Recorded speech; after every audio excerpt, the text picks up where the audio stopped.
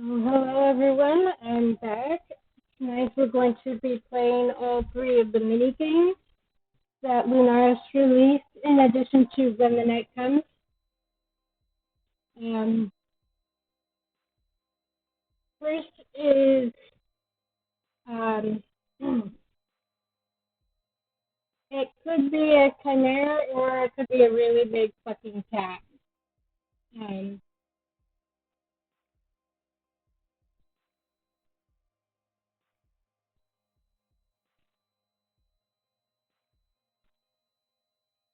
um, if you've enjoyed these and if you're curious, the company has another game that they're releasing chapter by chapter called Errant Kingdom.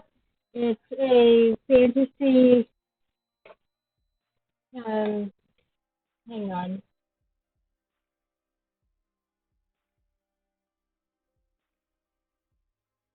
the music is really loud. No wonder it's so loud. There we go. Now I can hear myself talk. Errant Kingdom is a medieval type fantasy thing. You could play one of three routes. You could play an ambassador, a knight, or a nomad. In the demo, you can only play the nomad. And then they just started their Kickstarter last week for their third game, Call Me Under, which is sort of an eldritch horror type thing. And the thing is, when the night comes, werewolves, witches, vampires, I'm okay with that. Kingdom, I'm definitely okay with that. Eldritch Horror for Commander, not really my thing, but it's Lunaris Games and their art has been wonderful. The writing has been good, so I'm like, okay, I'll play it because I trust the company. And I played the demo, and oh boy, one of the potential love interests is she literally took my breath away when I finally saw her. Um, well worth the gradual introduction. And just like with When the Night Comes, it's you're gradually introduced to the NPCs. It's not like info dump type thing. So I went ahead and supported their Kickstarter. And I'm going to turn the music down just a little bit more.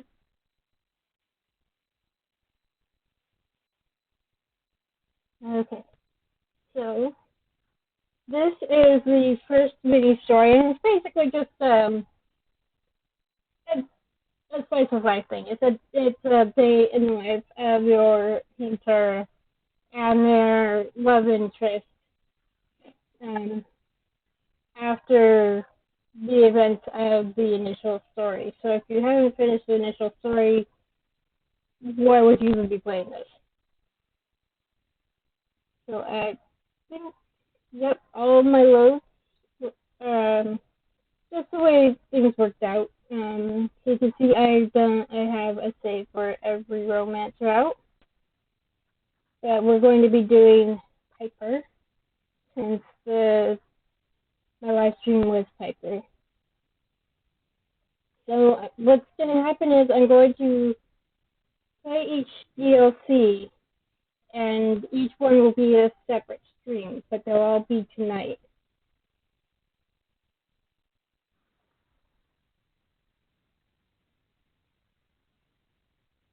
So just jumping right in. Piper groans loudly, falling back into the mattress with a loud and dramatic thud. I begin to take off the layers of my uniform, setting my weapons in the chest at the foot of our bed. I concur. Didn't have to say anything. The hour is late and the day has been long. Really fucking long. The joys of us both being important, I suppose. Ever since we defeated Harry, Lunaris has been, well, fucking boring. So I found ways to keep myself entertained. She groans again and with great effort pulls herself upright. So just remind yourself how gorgeous Piper is.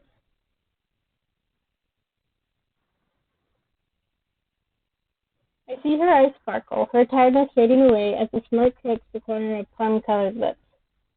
Need help with that? Yeah, there's really only one answer here. I step forward with intent, and Piper knows exactly what to do. Our relationship a well-oiled machine. She hooks her fingers in the waistband of my trousers and tugs, and I go willingly. She looks up at me through long lashes, and every nerve ending in my body sets itself alight. It's been a long day. It has. She winds her arms around my waist, tipping her chin in invitation, when I'll readily accept. So I'm assuming that Piper is sitting on the bed and Robin is standing in front of her, because given their height difference, that's the only way this would work. Because if you remember, this was Robin. She's 5 feet even. I figured out what it was in centimeters. But you figure about 30 centimeters per foot. And Piper is half a foot taller. So you get the idea. So very long. Long enough to warrant some tension removal, wouldn't you say? I wholeheartedly agree. She's laughing when she yanks me closer, forefinger and thumb holding my chin steady as her lips brush against my own. I can't talk, really. That smile. I love her smile. Then she goes in for the kill. My lips part for her willingly, and everything else seems to melt away with the hard press of her mouth. We fall back against the mattress without breaking apart, hands greedily pawing at each other's clothing.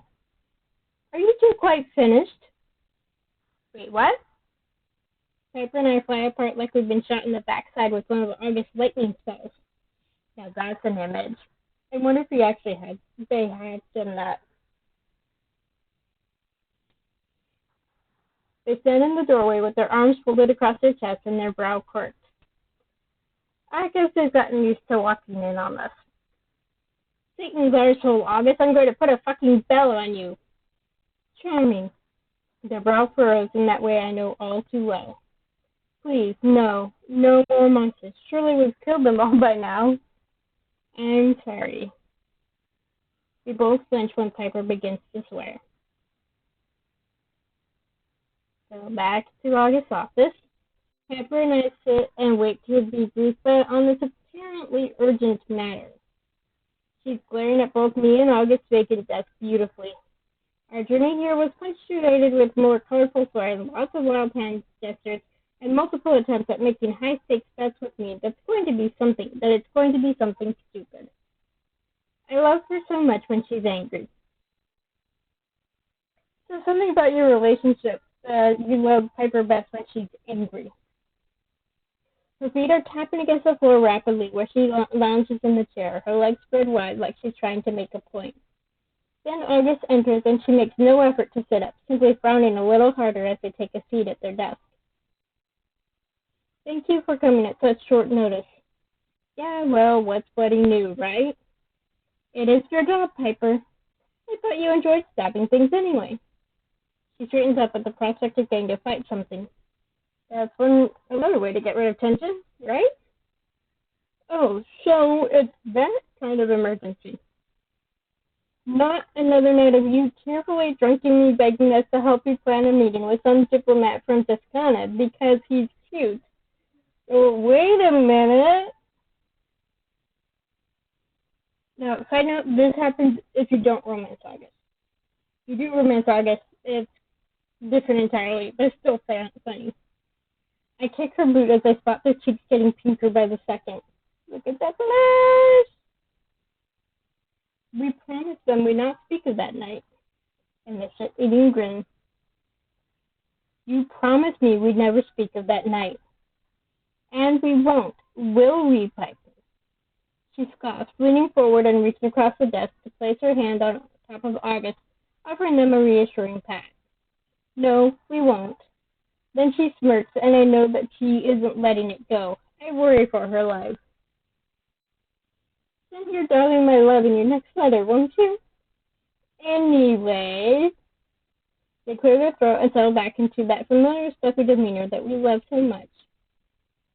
No, I like what this indicates, that the hunter has become August's friend as much as Piper and August are friends. So it's like they got a really strong friendship going.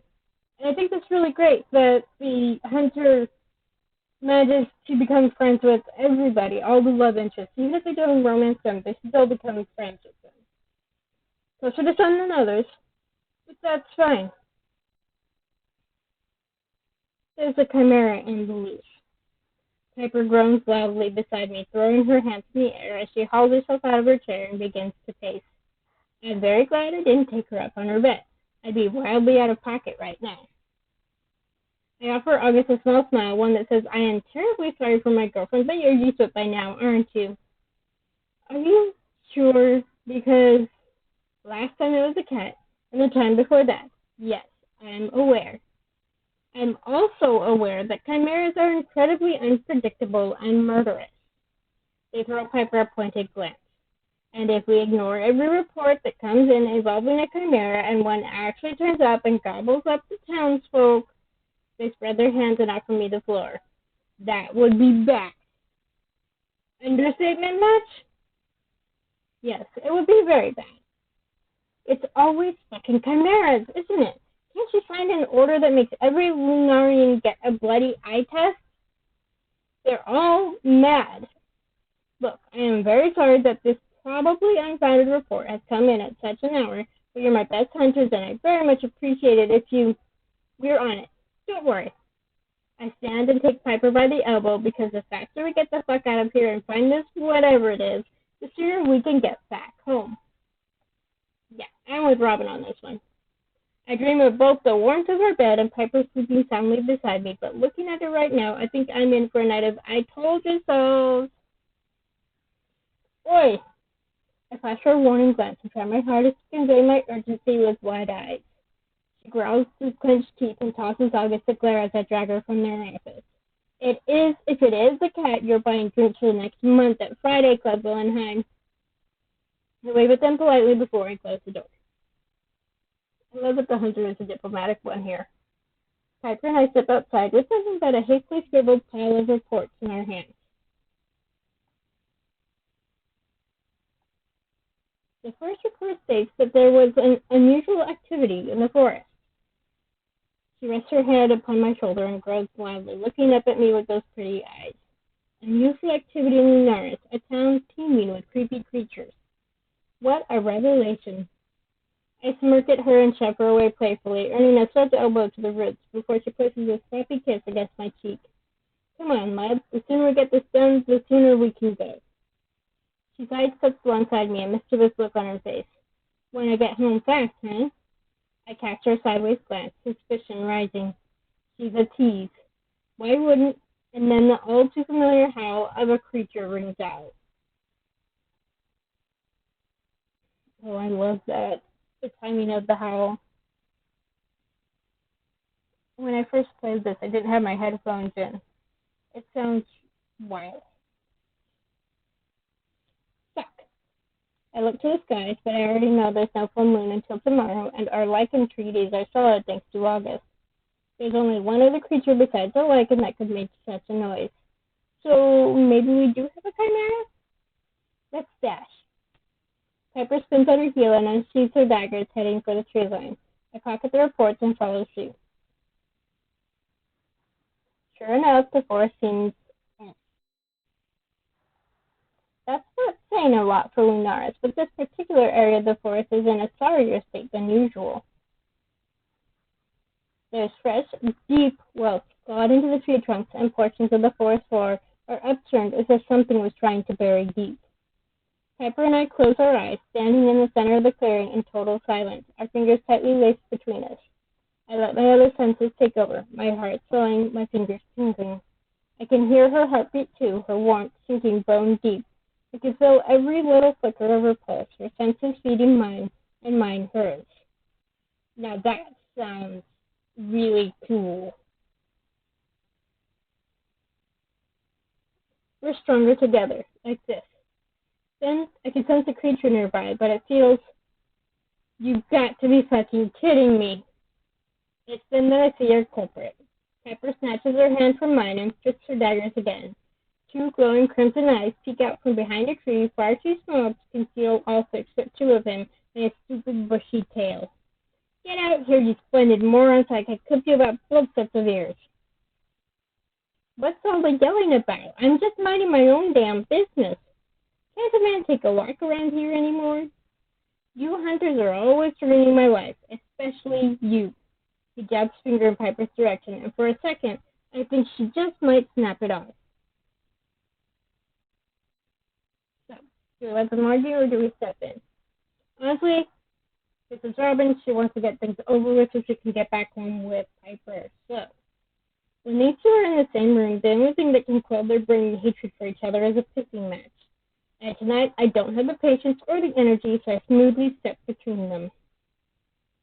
You're here on an investigation, which I'd very much like to solve, so Piper and I could go home.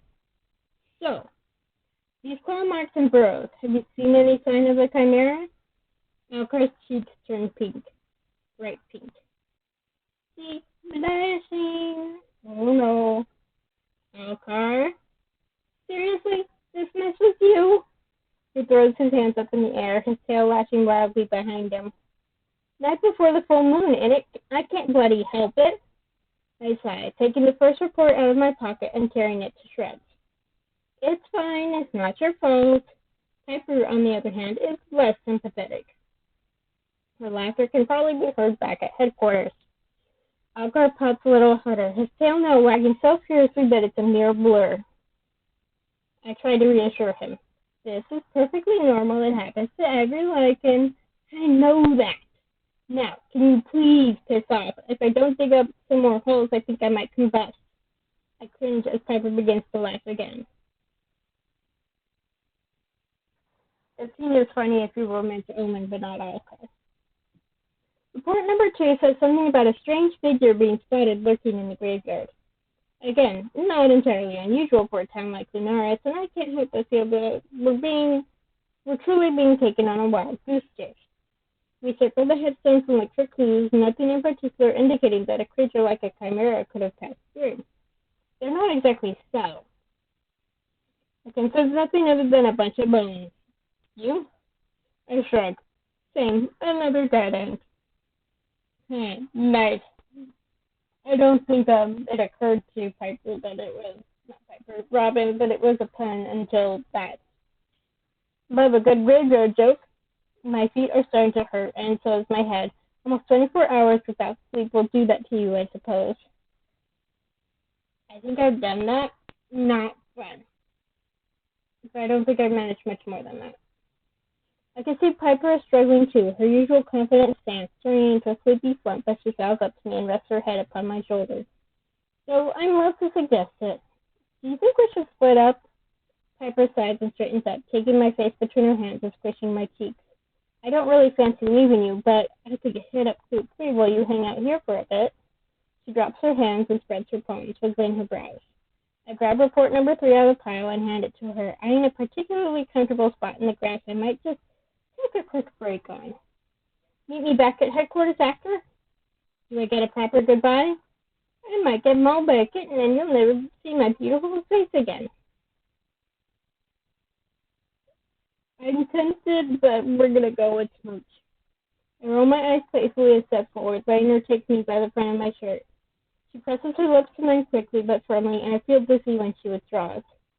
Love you. Miss you already. No. I quirk a brow at her. Also, a kitten? Hush, I'll go. I scoff and shove her onward, watching her as she heads for the now deserted ibex. I settle down in the grass, a gentle breeze rustling the canopy of trees that hang over me.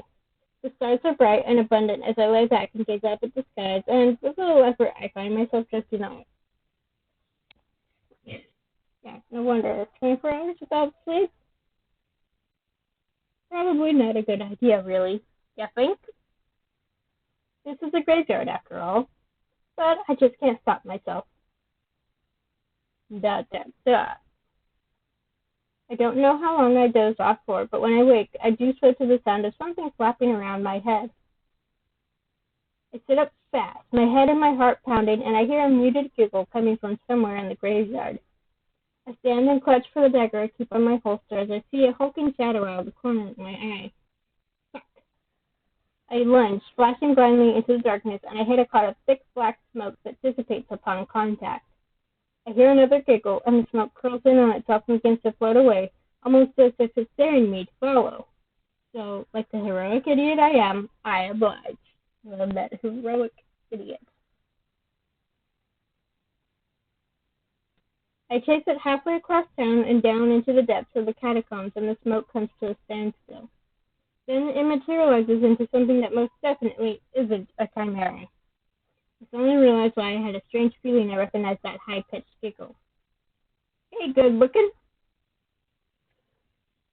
You know, when I first played this, I suspected Raven from the start, especially with the giggle.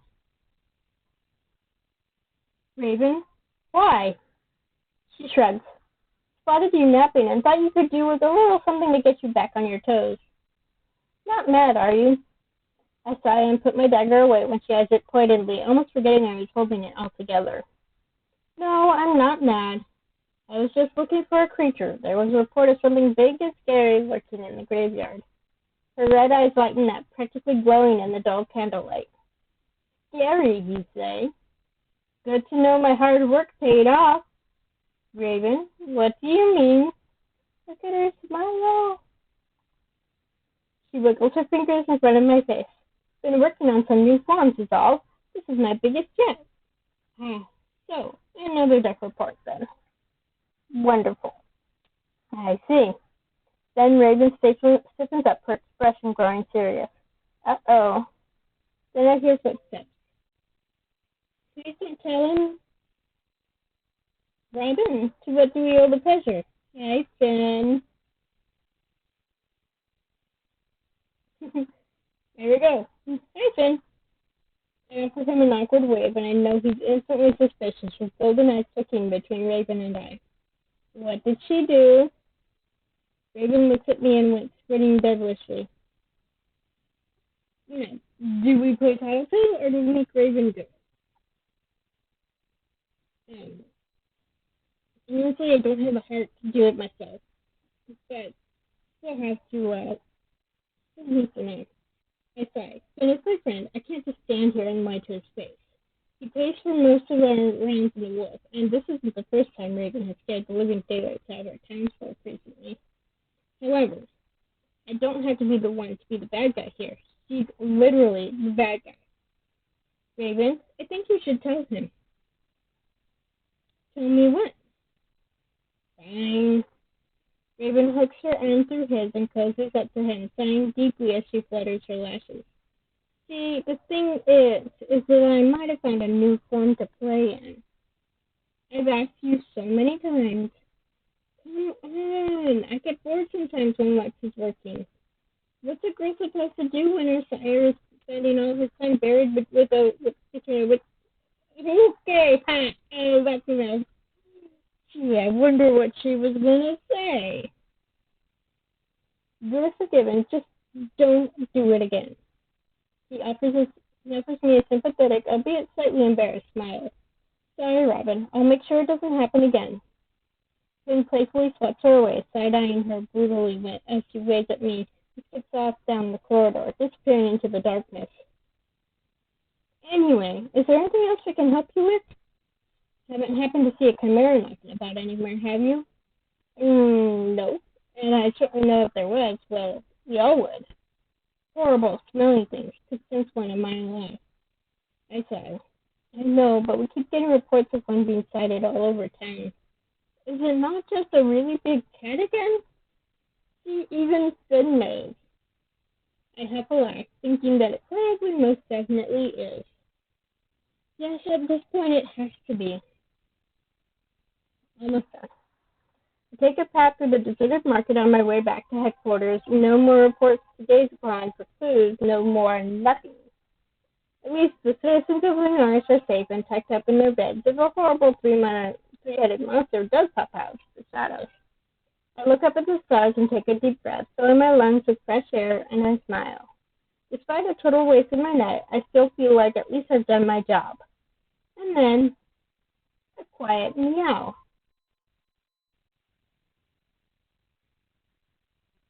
Dot, dot, dot. Coco? I'm sorry, that's a really odd picture. I hope there's a better picture.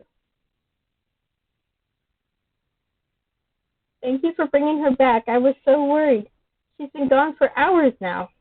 I smile at Ezra, watching Coco weave between his feet, her tail flicking against his calves. No problem at all. I guess she's pretty lucky there wasn't a Chimera out there. Oh, she'd be fine if there was. I look at Coco and see the wise, magical glimmer in her wide eyes, and I think that she definitely would stand her own against such a beast. Then I wonder if maybe she did cause a little trouble on her travels. Are you okay? Do you want some tea? His green eyes glisten at the prospect of offering hospitality, but I'm dying to get home to Piper. I'll pass tonight, thank you. Plus, it's stupid o'clock. Aren't you tired?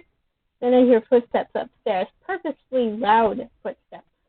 The night is young for vampires. Wait. It definitely is. I'll leave you to it. Thank you. Good night, Robin. Good night, Ezra. After meeting up with Piper back at the office and debriefing, we drag ourselves across town and back home. Finally. I lock up the house while Piper heads up to bed, and I find her sitting on the end of the bed in her nightwear just staring. You okay, love? Just tired. Are you okay? I sigh and take the side of her in, the moonlight hitting her in that way that sends my heart to its knees. How could I possibly be anything other than okay? Okay. Before I make this decision, just wanted to say, this tattoo right here is supposed to be a flower. The dev said Piper got it because she wanted something pretty and delicate. And I'd say she scored in that respect with Robin as well. So, as if there really is a choice to be made here. Her lips curl at the corners, her gentle smile shifting into something wicked and inherently Piper as I continued to stare. Cat got your tongue? I snort and step closer, finding myself exactly where I was earlier this evening before we were interrupted. She hooks her thumbs in my waistband and makes me close, looking up at me through dark, tipped lashes. This kind of deja vu is the best. Did you check the locks this time? Though I'm sure Willenheim has the key. Triple checked, then checked again. Good. And then I fall, both of us landing against the mattress, Piper's strong thighs wearing tightly around my waist before I can even think about gathering my wits.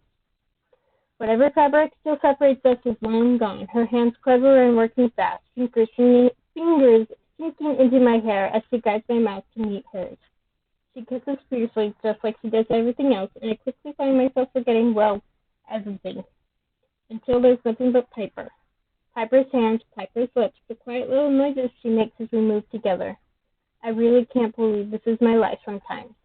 I'll never be over the fact that she's mine. Tomorrow will always come too soon for us, but for now, I lose myself in her. I suppose that Lunaris isn't quite so boring after all. And we'll be back. And they were. So that's it for the first DLC. Yeah, just something super quick. You can get through like all of them in basically a single sitting. Yeah, so I will stop streaming this, and I will start streaming the next one shortly as soon as I can open it up on my computer. So I'll be back.